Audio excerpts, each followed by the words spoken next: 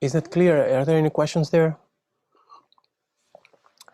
I saw some of you when you're doing the alternating nostril breathing, you're just doing the, more what you do in a yoga class or something.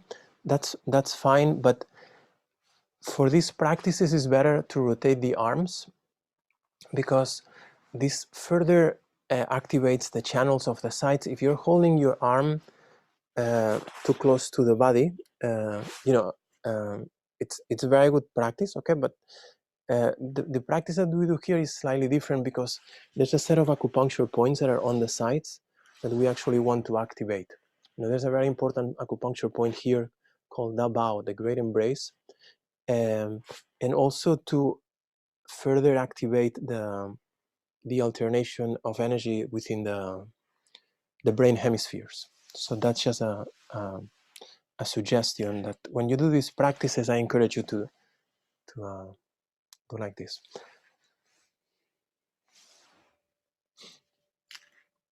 Okay.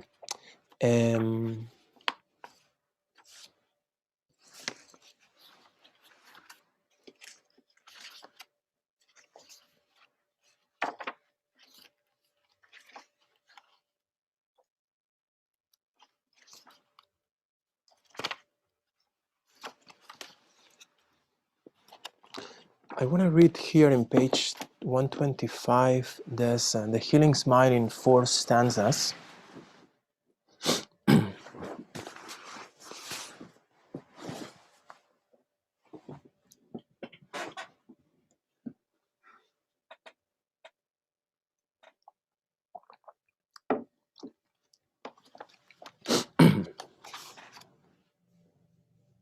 So this is not really a practice on itself. It just really condenses the meaning of the Healing Smile. The Healing Smile practice is extremely, extremely profound. Like, it's a practice that you could take and include as part of your day-to-day practice when you wake up, or the beginning of the practice, any other practice you do for a couple of minutes. You could take a whole year and just keep working on the Healing Smile. Every day.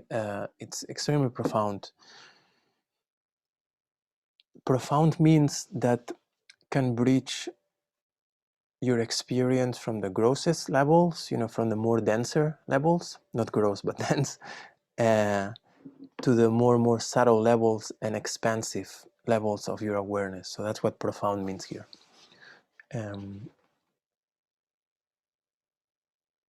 So here in page 125 it says these 4 stanzas are a prelude to a state of effortless relaxation. Once you're very familiar with the Healing Smile and with the states that it connects you to, it happens every time, happens just naturally, happens quicker. It's like, it's not that you're rushing, but it's installed. Like, one of the important things of always practicing with the same structure, it's very important, it's very useful, because it installs in place pathways that for the energy to travel quicker. So then you don't have to reinvent every time the wheel. It's like, every time I want to ride my bike, I don't have to go and make a bike. Like, somebody made the bike for me. I just go get the bike. Okay. So this is what happens. You develop a structure of practice, and this is how I practice, and then I make modifications within, but this is my practice. Okay. So this is very important here. The 4 stanzas are a prelude, I think you say prelude in English, to a state of effortless relaxation.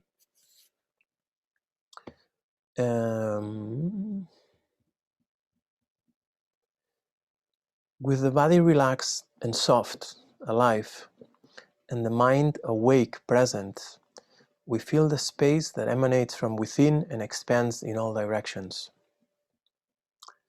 In this experience of well-being, problems dissolve in their essence, as we recognize the simplicity of our being. Light fills our body, the universe. Our attention, self-awareness, rests in natural joy. All the cells of our body, our organs, and all our functions reach their maximum potential and state of health. We feel well, light, conscious, happy, and optimistic. This is the Healing Smile.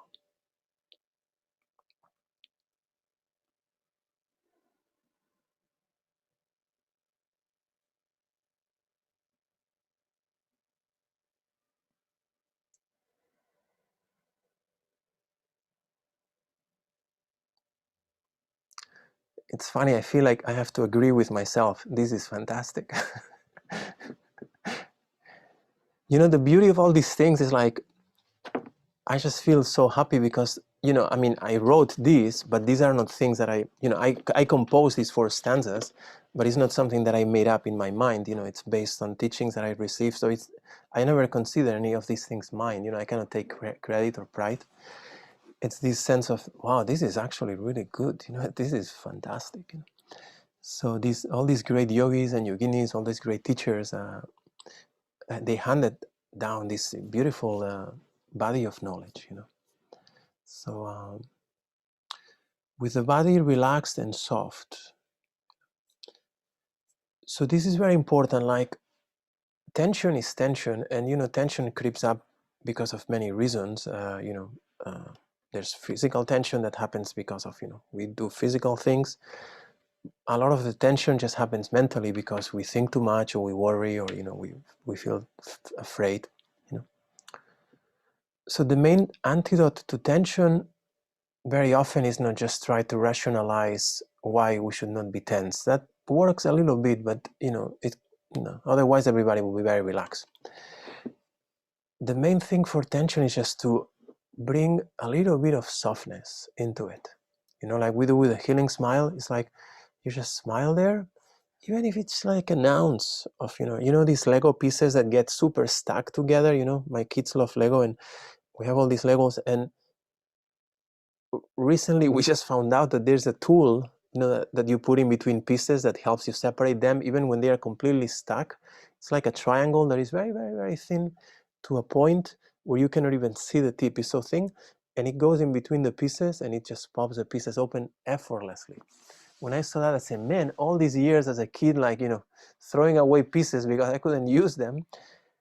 And so this is this kind of softness, it's like, it's a softness that is very, it's just almost unintentional. It's not like, okay, I'm going to soften the neck. No, it's like I place softness on the neck. I'm not going to tell the neck relax. Imagine when you're a bit stressed out, and your sister or your partner, your wife or your husband, relax. It's the worst thing they can tell you. I'm relaxed. So you connect with a softness. And what happens is, within the softness, naturally there's a aliveness. There's like the body wants to flow. It's like water that wants to flow. So nice. And then the mind is more awake, is more present. So the mind is awake. We often like throw our wakefulness out of frustration with the frustration. It's okay. There can be challenges, are just part of life. And you might have a challenge, and within the challenge you might feel stressed, and that happens. It happens to me all the time. But then the mechanism is, okay, there's this challenge, there's this stress, there's this situation that is uncomfortable. I bring awareness, I bring softness, I maintain presence.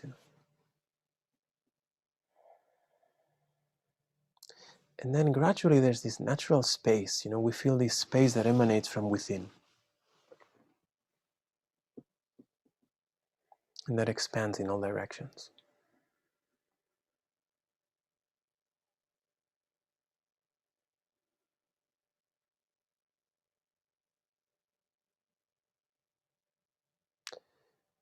So spaciousness, it's generally going to mean well-being. It's like when you want to give me some space, don't invade my personal space, I need space. It's like, oh, this relationship is suffocating me, I need space, let's take some space. So here you just connect with a sense of space. And you can do it with the eyes closed, or you can do it with the eyes open. This is even better to do it with your eyes open. Open your eyes and don't look at anything. Objects are here, but your eyes are kind of not fully open, not fully closed. They are soft. And then you play, you close a little bit more your eyes, and you connect with this sensation of just openness and space. And then you open a little bit your eyes and see if that sensation of space, of openness, can also stay here, you know? And that's what allows problems to dissolve in their essence. What does problems dissolve in their essence mean? This means that by nature, anything that presents as a problem is actually of the nature of space. You know, it's of the nature of consciousness. It's of the nature of this uncontrived purity, you know. So if we tighten, naturally we make it worse, you know. But if we soften, if we give it openness, if we just apply softness, and that doesn't mean you give up on your principles, and that doesn't mean you give up on your boundaries, or, you know, I mean, what that means is like you're going to hold everything with softness, because at the end of the day, it's all a dream and it's all changing all the time. In this experience of well-being, problems dissolve in their essence as we recognize the simplicity of our being. The nature of our being is extremely simple. It's extremely, extremely simple. Which often in our world, simple is almost like not too good, you know? But in terms of being, the simpler it is, the better, because then you can choose to decorate it, you know, to embellish it with whatever you want. It's uncontrived. There's no real tension in the essence of our being.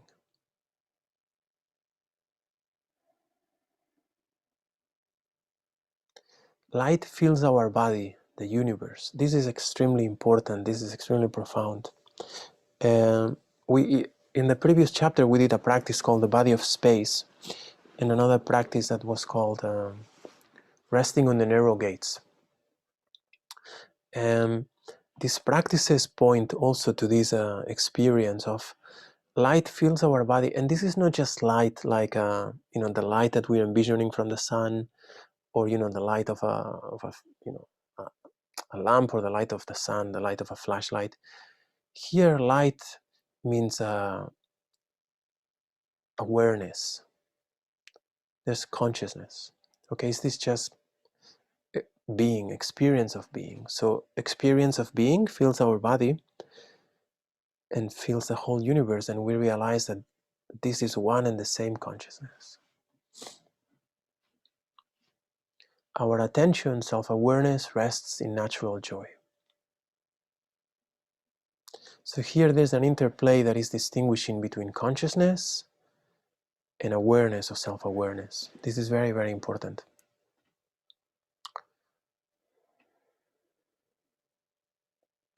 And this is what, you know, it might happen in any stage, but usually this is what happens. These kind of concepts start becoming very clear once your practice becomes steady, and once you establish a practice where you spend, you know, 15, 20, 30 minutes daily of just meditation every day. Because at the beginning the mind just settles, and at some point you can start perceiving, oh, this is my own awareness perceiving things. Yeah. And within that awareness, there's actually a consciousness that is much vaster. So when our awareness and consciousness recognize each other, that's called the union of the son and the mother. You know, then our being rests in natural joy. This is essential for the practices of transcendence, the practice of death, and the practice of dream yoga. All the cells of our body, our organs, and all our functions reach their maximum potential and state of health. We feel well, light, conscious, happy, and optimistic. This is the healing smile.